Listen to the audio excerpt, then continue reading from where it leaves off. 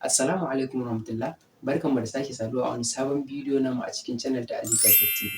Ina mutane wadda suke hawa social media irin su TikTok, Instagram, WhatsApp, Facebook da sauransu, ya zamana a ce mai sun ga wani bidiyo da ya burge su amma mai suna buƙatar downloading nasa, but amman kash, yayin da misali aka ce suka je suka yi downloading wannan bidiyo ɗin, zai zamana a ce mai wannan bidiyon ya fito da watermark na wannan social media ɗin. Misali mu ƙaddara TikTok, yayin da misali za ka ga wani ya yi downloading bidiyo a TikTok amma mai akwai watermark, akwai logo na misali wannan social media ɗin.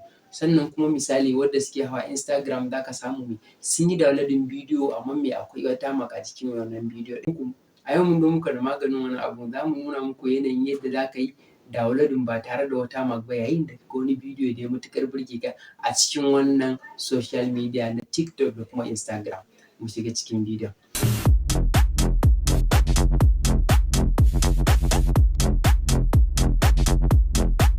So da farko shi ne mai za ka yi scrolling, za ka shiga cikin TikTok naka, kamar yanzu misali ga mu a cikin TikTok namu kamar yadda kuke gani, sai ka ga wani bidiyo kana scrolling, bidiyon ya matuƙar burge ka.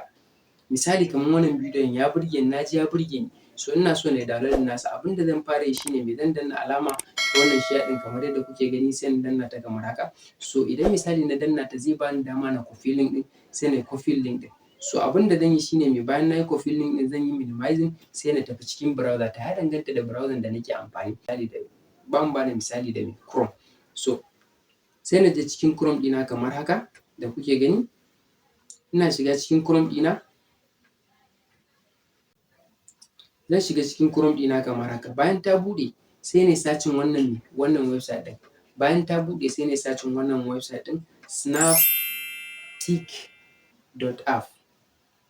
Yana buɗe mun sai na enter, to zai yi searching. A nan wajen kamar yadda kuke gani TikTok video downloader, wannan mai zai taimaka ma wurin kai pasting wannan link ɗin da kai copy a cikin TikTok already ba tare da za ka yi downloading ba tare da watermark ba. So abin da za mu yi bayan mun yi copy wannan link ɗin sai ka shiga kamar haka, sai ka danna download kamar yadda kuke gani a nan gashi, sai na danna download.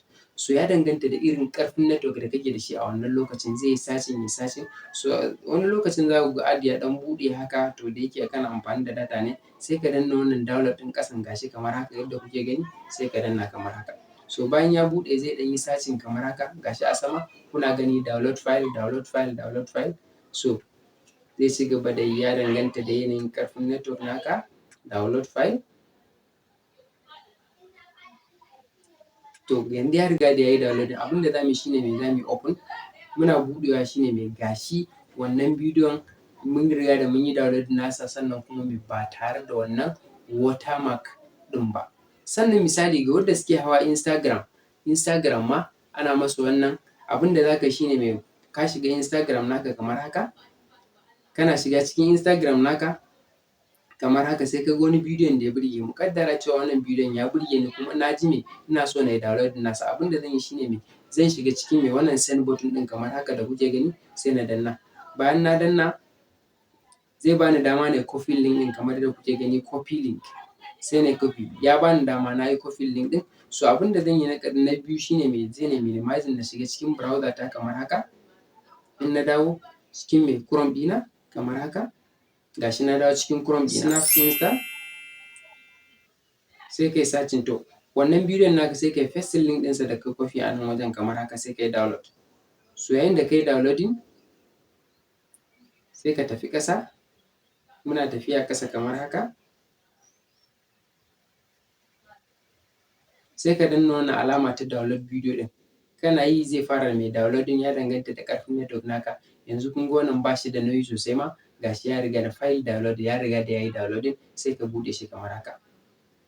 Yayin da ka buɗe shi gashi ya yi displaying cewa mai babu watermark na mai Instagram, ba zai nuna cewa mai daga Instagram muka copy wannan bidiyon ba. So wannan ita ce hanya mafi sauƙi da za ka yi downloading bidiyo a TikTok ko kuma a Instagram ba tare da watermark ba. Naku Alita Tech TV. Idan wannan shi ne farkon ganin bidiyon ka a cikin wannan channel, ya zamana a ce mai ka danna mana alamar subscribing domin mai samun sababbin shirye-shiryen mu.